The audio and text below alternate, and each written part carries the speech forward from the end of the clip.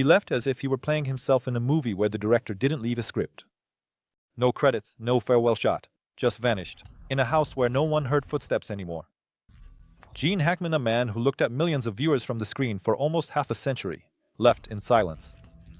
What remained were not applause, but strange coincidences, a frightening chronology, and the feeling that it shouldn't have happened this way.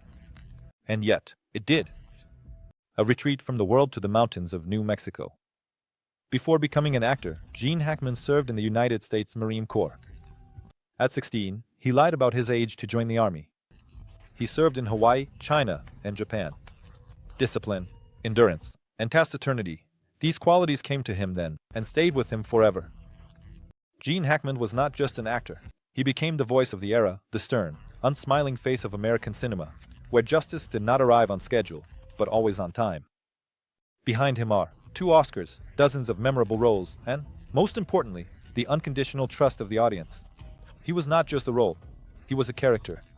His Popeye Doyle from The French Connection or Little Bill from Unforgiven are not grotesques, but archetypes carved into the body of the genre like engravings on steel. And then, silence. Gene didn't die. He disappeared. He didn't leave the stage, he retreated into private life. After leaving the film industry, Gene Hackman didn't just fade into silence. He became a writer. He published several novels, both historical and thrillers. These books were about honor, war, and difficult moral choices. The same themes as in his best roles. Only now, instead of a camera, it's pages. Even after leaving Hollywood, he continued to do what he did best, tell stories. Despite disappearing from public life, in 2022, footage surfaced online, a 92-year-old Gene Hackman buying a hamburger at a Wendy's. He was filmed by an ordinary passerby, a fan who recognized the legend. This image, a senior man with a burger, leisurely walking across the parking lot under the bright sun, became an unexpected farewell portrait. He chose Santa Fe. Not the bustling Los Angeles, not the nostalgic Pasadena, not the East Coast, but specifically New Mexico. This landscape of silence and rarefied air. Santa Fe is not a random choice. This town in New Mexico has long attracted artists, hermits, and dreamers. Georgia O'Keeffe, Demi Moore, and Steve Martin lived here. At an elevation of almost 7,000 feet above sea level, with its rarefied air, this place is chosen by those who want to disappear without a trace, but beautifully. And he didn't live in a house with a view of the desert, but in a house with Betsy, the one who is 30 years younger. The one who played the piano while he was filming his last movie. The one who, decades later, invented morning rituals, kept track of his pills, and organized his walks. A couple about whom almost nothing was written because there was nothing to write about. They didn't fight, didn't divorce, didn't give revealing interviews. They were simply together. For a long time. That's why the news that both were found dead in different rooms of their home, with a dog frozen in a cage next to Betsy's body, sounds not just like a tragedy, but like a puzzle. Almost a classic American story in the spirit of noir. What did the police discover in the home of the deceased couple? They were discovered by accident. Assistants, who came for routine matters, noticed the bodies through the window. The house, where everything was always in order, suddenly became silent. The sheriff, who arrived at the scene, found an astonishingly peaceful picture, as if no one called for help, struggled, or tried to escape. Hackman was lying by the entrance, in house slippers with a cane and sunglasses, as if he was about to step out onto the porch, but didn't make it. Betsy was on the bathroom floor, with a bottle of pills nearby, sports clothes, and an open door, and silence. The police noted no signs of violence, windows intact, alarm didn't go off, valuables in place, but the door was ajar. What? Who left? Or, on the contrary, who didn't make it to the doorstep? Forensic experts estimated the bodies had been there for at least a week. The skin had started to mummify, the face was swollen. Such a death slow, mundane, one where days pass, and no one knocks, not the press, agents, friends, or even random passers-by. Even the dog, an Australian Kelpie named Ziena, died in the cage from dehydration. The other 2, one in the house and the other running around the yard, are alive but bewildered. Of course, there will be theories, there will be toxicology, there will be staff interrogations, there will be a reconstruction of events. They'll mention age, illness, possibly Alzheimer's, possibly accidental poisoning. Anything is possible. But does this explain the synchronicity? Why did they leave almost simultaneously? Why did no one hear? Guesses, theories, hypotheses. When the news of Gene Hackman's and his wife's death hit the headlines, something about it felt like a glitch in reality. And of course, the first to take the stage were not the performers, but the investigators. Unlike the audience, they are not satisfied with the final chords. Murder, accident, poisoning, all of this requires a diagnosis, documentation, a signature. And so, Santa Fe County Sheriff Aiden Mendoza started with what usually begins complex dramas, stating that the causes of death have not been determined. There is no danger to the public, he added. Unlikely to reassure anyone, more because in such a situation this phrase is mandatory, like a prescription written by a doctor. But despite the outward calm, the scene itself, bodies in different rooms, a dog dead from dehydration, an open door, and a heater next to the body looked too wrong. Too many things didn't add up. And so the case proceeded according to the most serious scenario: a search warrant, seizure of items, interviews, examinations. Not just because of protocol, but because every investigator had the same question: what if this wasn't just an accident? What was seized from the house? It sounds almost like a catalog of private life brought out into the open. 2 phones, a bottle of prescription drugs and a pack of paracetamol, medical certificates, and, strangely enough, the most intimate detail, a desk planner for the year 2025. Theories, as usual, followed the steps of probability. Could they have been poisoned by gas, for example? But the technical inspection dispelled the doubts. No leaks, no carbon monoxide, no slightest signs of an accident. Everything was in place, everything was too calm. So death came in another way. The first important clue turned out to be not a person, but a machine, a pacemaker implanted in Gene Hackman's chest. It became the chronicler of his last biological impulses. And here is the date, February 17th, 2025. Almost 10 days before the bodies were found. The electronic heart went silent and marked the starting point. With Betsy, it was more complicated. She didn't have an internal tracker, only her body. And it revealed more than one would have liked. The deeper the mummification, the more signs of time passing, the more silence. Investigators leaned towards the idea that she died first, possibly a few days before her husband. And that's when everything became particularly sharp. If she went first, what was he doing? Why didn't he call for help? Could he not, or did he not want to?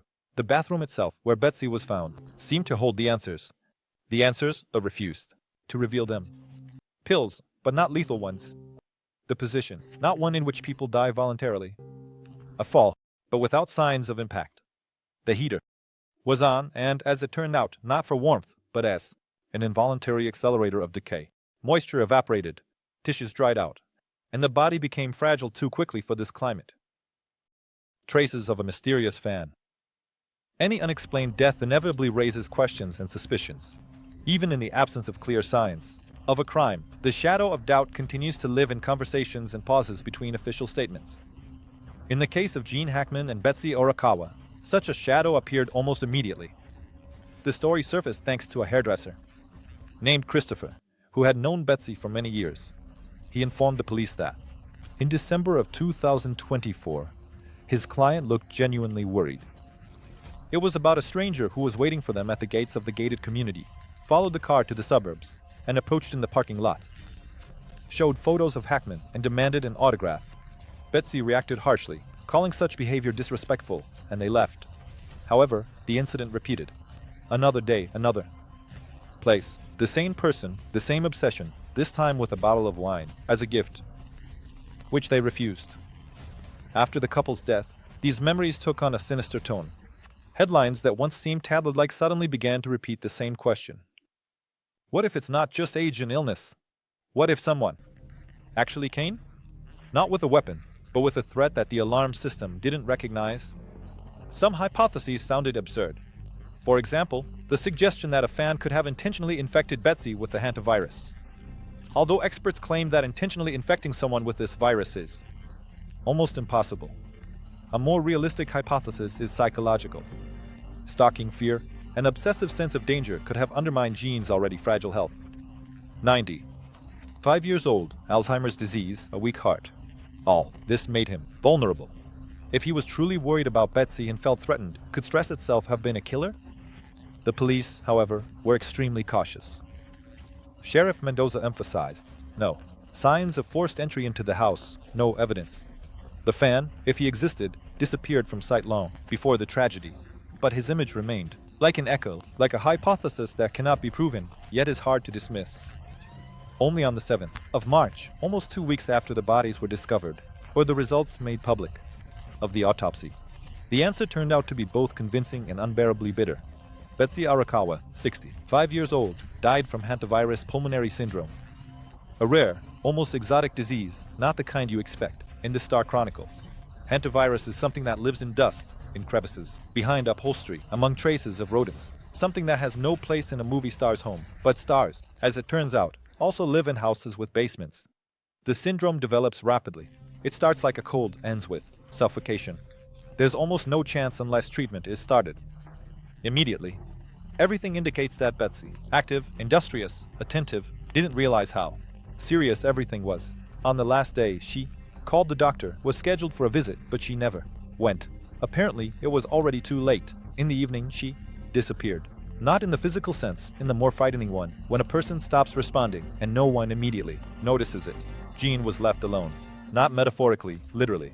With the body of his deceased wife and the dogs, with silence and his own illness, with a loss, which he might not even have realized, because Alzheimer's disease had long deprived him of the certainty of what was, what is, what will be. He might have thought that Betsy was sleeping, or just went to another room, or maybe he knew everything, but couldn't do anything about it. The pacemaker, which became his last chronicler, recorded activity until the evening of February 17th. So, he likely died. On the night of the 18th, almost a week of solitude, with a cane, with glasses, with an attempt, perhaps, to reach the door. He was found at the entrance. All these little things, the cane, slippers, sunglasses, come together to form a picture that doesn't fit into the dry phrase. Natural death. Neighbors, in rare conversations, admitted they can't shake the feeling that something is slipping away in this story. Not a crime, but something subtle, a nerve, an emotion, an invisible current that might have passed through the house that fateful February. Like an electric shock without a burn, just with extinguished light. And therefore, even when all theories are closed, and the case goes to the archive, there will remain something that cannot be recorded in the report, a silhouette in the parking lot, a bottle of wine, the refusal of which turned into a symbol, an open door, and that inexplicable feeling that maybe someone did come, but left no traces. The doubts of Hackman's admirers. When it comes to the hantavirus, the imagination conjures up scenes from documentaries, abandoned farms, dusty barns, creaking doors, mouse tracks on the concrete floor, air that's frightening to breathe. And in this context, Betsy Arakawa's death seemed almost implausible. The house is well kept, the yard is clean, not a hint of unsanitary conditions.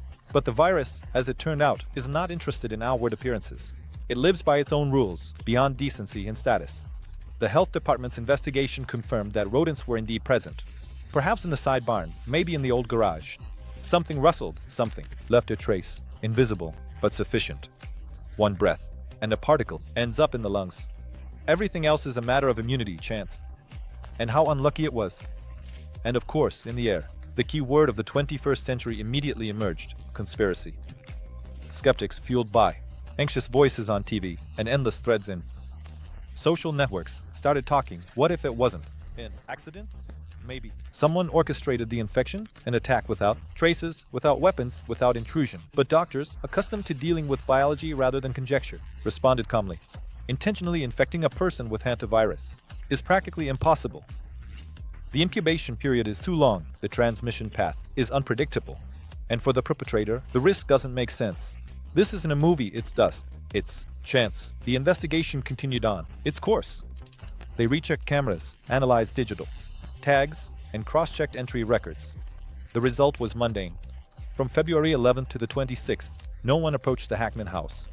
No unfamiliar cars, no movement on the property, no alarm triggers. Everything indicated that the tragedy was internal, domestic, unnoticed, not an act of intrusion, but a slow fading. Meanwhile, those who truly mourned tried to maintain control over the final chapter of their loved ones' lives. The family of Gene daughters, grandchildren, stepchildren issued a joint statement. They asked not to interfere with them, with the image, not to turn Gene Hackman into an object of investigation. The words were simple. He was not a legend, but a dad. In these 4 words lies all the pathos. Particularly poignant was the voice of Betsy's mother, the 91-year-old Pfister, without accusations, without anger. She only asked not to show the pain, not to turn her daughter's death into an exhibit. "I can't look at these pictures. Every time I feel like she's dying again," she wrote to the court. An elderly woman who lost her child is an argument that needs no explanation. The court listened. The photographs with the bodies were classified. Publication was prohibited. Only external shots were allowed. Police officers at the house. An empty yard. The aesthetics of silence. The Hackman family, always protective of their privacy, did everything to ensure the finale did not become a spectacle, neither judicial, nor televised, nor digital. A secret tunnel. A few weeks later, the internet erupted with a sensation. In the basement of the house, FBI agents found a hatch hidden under a carpet. It led down into a narrow, damp tunnel.